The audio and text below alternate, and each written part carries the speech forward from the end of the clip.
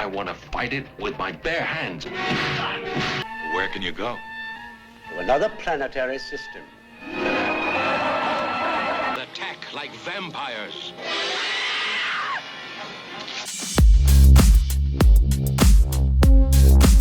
You love that machine? I love Pax. He's dedicated to keeping me happy. So, first up, you've got to hear about this amazing film from 1962 called The Creation of the Humanoids. Okay, so picture this. Earth's been through this terrible nuclear war, and humans are like, hey, we need help rebuilding everything. So they create these incredible robots, or humanoids as they call them. Now, I know what you're thinking. Another robot movie, right? But trust me, this one's different. The humanoids have this really cool green makeup that makes them look super eerie, and the whole thing just feels different. It's not about explosions or laser battles, it's about what makes us human. I watched this late one night and couldn't sleep afterwards because my mind was just racing with all these wild ideas about consciousness and identity. Quick break. You know what's crazy about these old movies? The practical effects. They built everything by hand, and you can totally see the love that went into it. What's your favorite old school special effect? I'm dying to hear your thoughts in the comments. Let me tell you about this absolutely bonkers movie from 1966. Where the slightest error becomes the mutilated refuge. The Wild, Wild Planet. Imagine James Bond in space, but make it Italian, and then add some seriously weird science stuff. The main guy, Commander Rod Jackson, I love these old school hero names, is trying to stop this completely mad scientist who's going around kidnapping people. And the space stations? They're obviously miniatures, but that's what makes them so charming. The costumes are just chef's kiss, like someone raided a comic book artist's dreams. We're talking the most colorful spacesuits you've ever seen, and these awesome retro-futuristic weapons that would look right at home in a modern video game. Destroy me. And oh my gosh, wait until you hear about Journey to the Seventh Planet from 1962. So these astronauts head out to Uranus, and no, I won't make the obvious joke, and they run into this super creepy alien force that can literally make their thoughts real.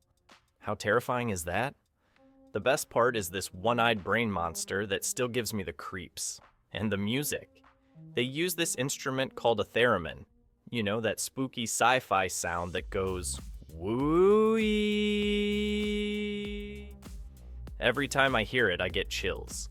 The colors in this movie are just out of control, especially when reality starts getting all twisted.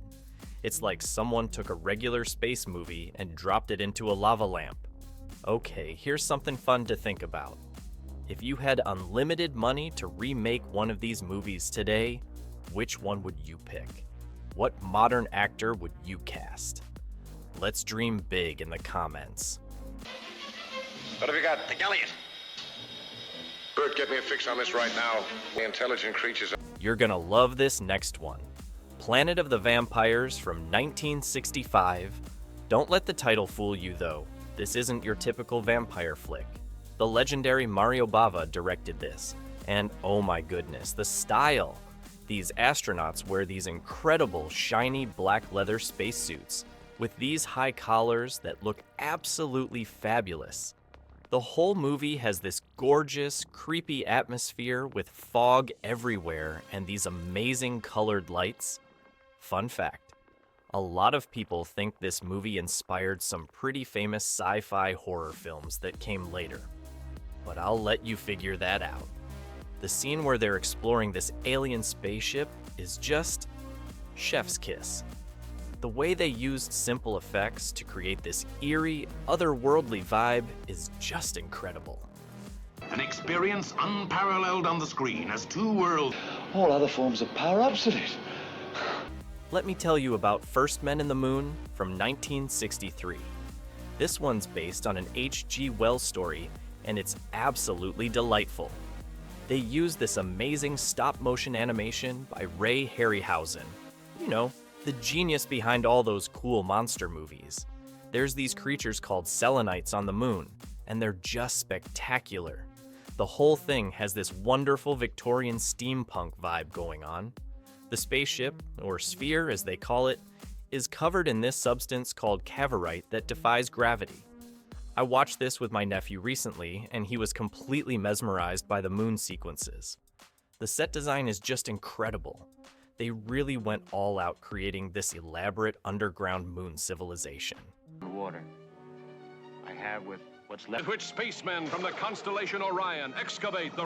Oh, and we absolutely have to talk about Robinson Crusoe on Mars from 1964. Okay, so imagine Robinson Crusoe. But instead of being stranded on an island, our hero's stuck on Mars with just a monkey for company. The way they created the Martian landscapes using Death Valley locations is so creative. There's this whole sequence where he has to figure out how to make oxygen and find water. It's like The Martian, but from the 60s. The special effects might look a bit dated, but the story is so gripping that you totally forget about that. Plus, there's these really cool alien ships that shoot these beams of fire. The way they did those effects with practical lighting is just brilliant. Taking a quick water break. Speaking of survival stories, that reminds me. What's your favorite space survival movie? Let me know in the comments below. The love machine gives sensuous stimulation that conditions richer life of love. Next up is The Time Travelers from 1964. And this one will absolutely melt your brain.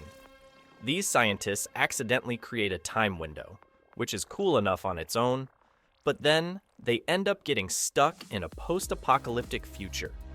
The makeup effects for the mutants are incredible for the time, and there's this amazing scene with android construction that's just mesmerizing to watch. But the ending, oh my gosh, the ending, I can't spoil it, but it's one of those moments that makes you want to immediately rewatch the whole movie. The way they handle time paradoxes is really clever, and some of the future technology designs are surprisingly ahead of their time. All the continents and make a life of plenty for all. As Project Inner Space upsets the delicate balance of the Earth's... And here's a real treat. Cracking the World from 1965. Scientists decide it's a brilliant idea to crack open the Earth's crust with a nuclear bomb to release new energy sources. What could possibly go wrong, right? The disaster sequences in this are spectacular. They really went all out with the miniature effects and practical explosions. There's this amazing shot of a massive crack racing across the planet that still looks impressive today.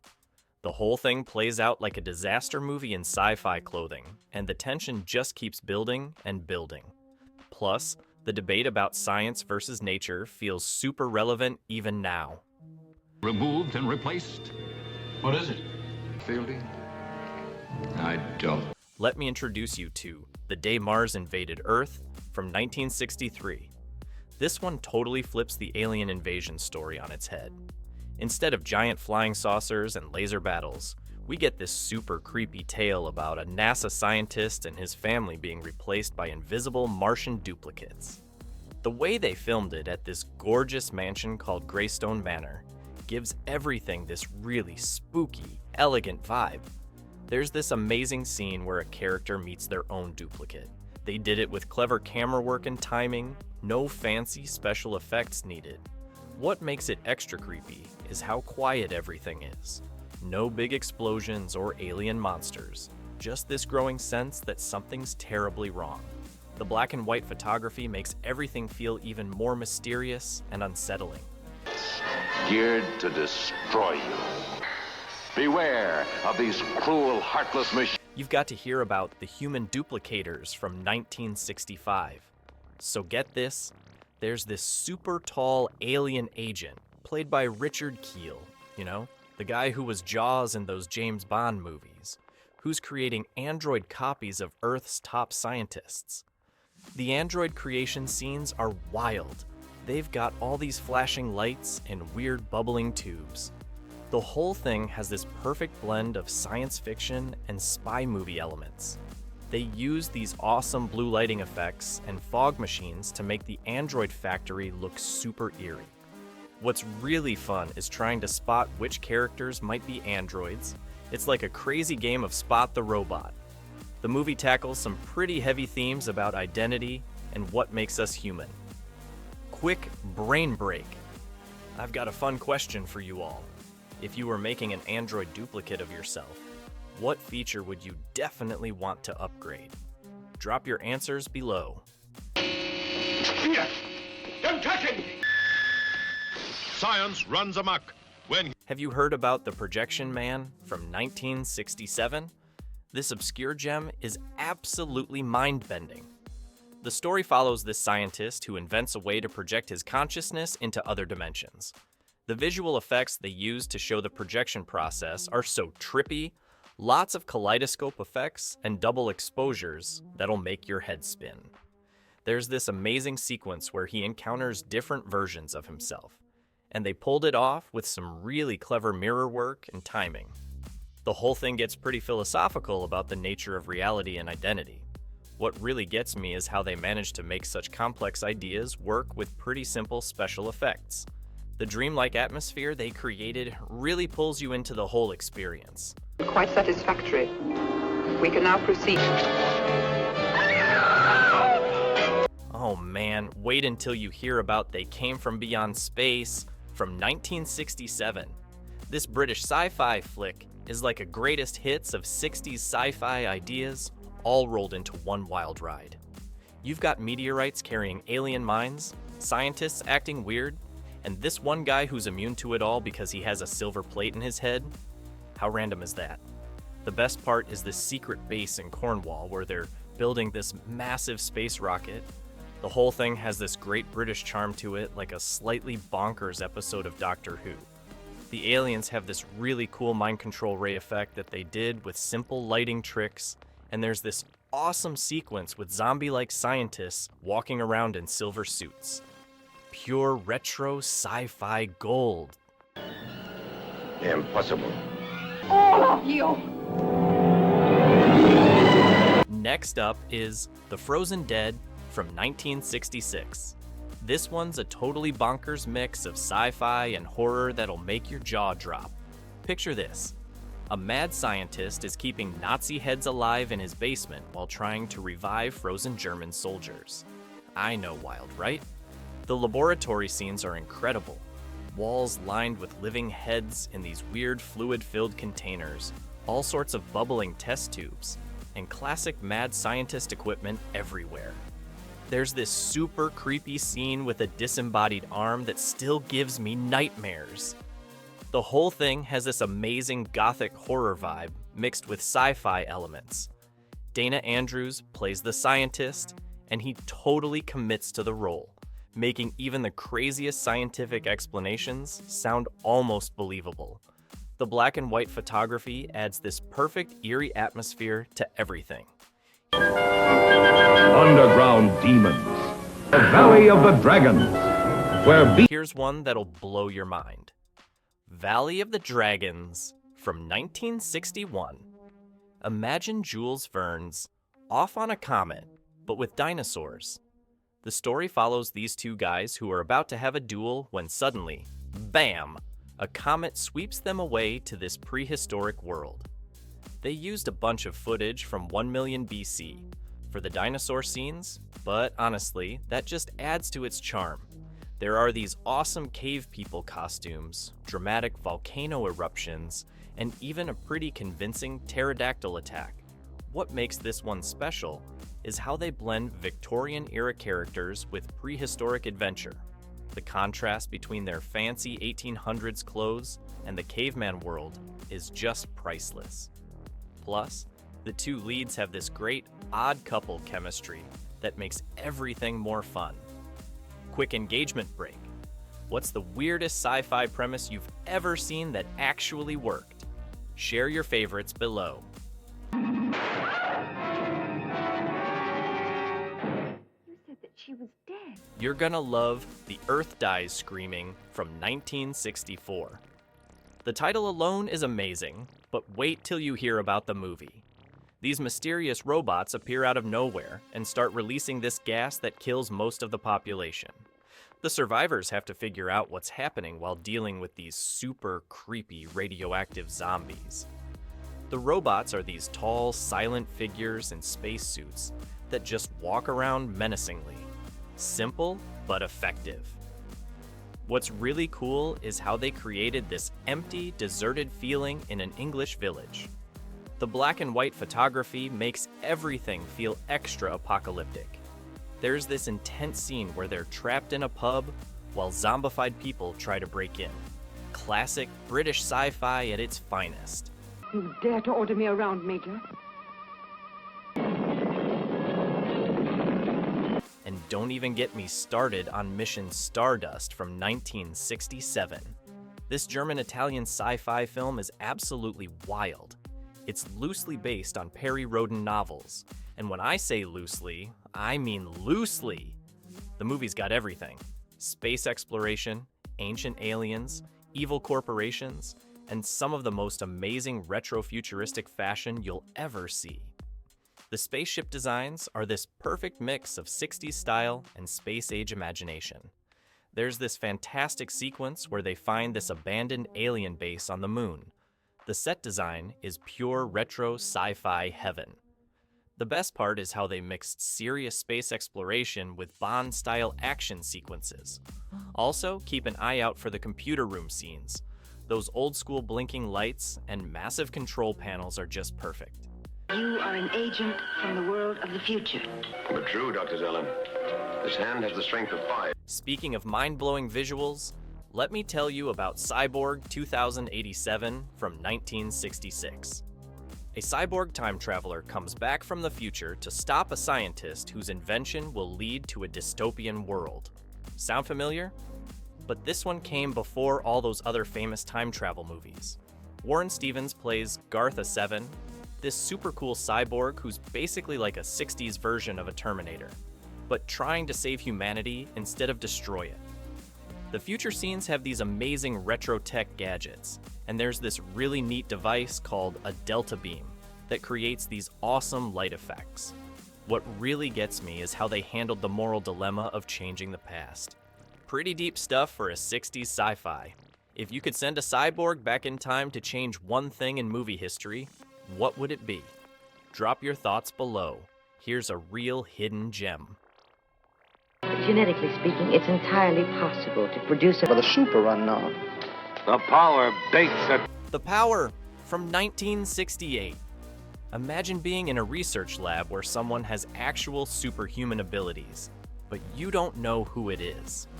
George Hamilton stars in this super tense sci-fi thriller that's part murder mystery, part psychic showdown. There's this one scene where objects start moving by themselves that still holds up today. They did it all with practical effects and clever wire work. The way they build suspense is masterful, using these amazing point-of-view shots and trippy visual effects. My favorite part is this carousel scene that'll make your head spin, literally. The sound design is incredible too, with this creepy whistling theme that'll stick in your head for days.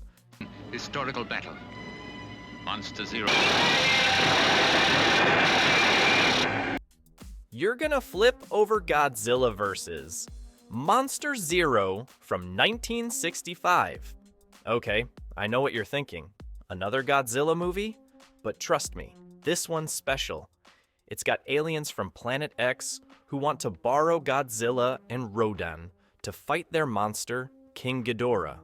The retro-futuristic design of Planet X is absolutely incredible. All chrome and minimalist before that was even a thing. The special effects team went all out with the miniature cities and spaceships. Nick Adams plays this super charismatic astronaut who's basically James Bond in a spacesuit. And the monster battles? Pure joy. There's something magical about watching guys in rubber suits wrestling while stomping through miniature cities. Call him in. You're crazy, Rod. Don't go it alone. I'm coming in space. And finally, we've got War Between the Planets from 1966. This Italian space opera is like a fever dream in the best possible way. Earth is threatened by this mysterious force that's messing with gravity itself. The space stations look like something straight out of a retro comic book, complete with spinning sections and awesome observation domes.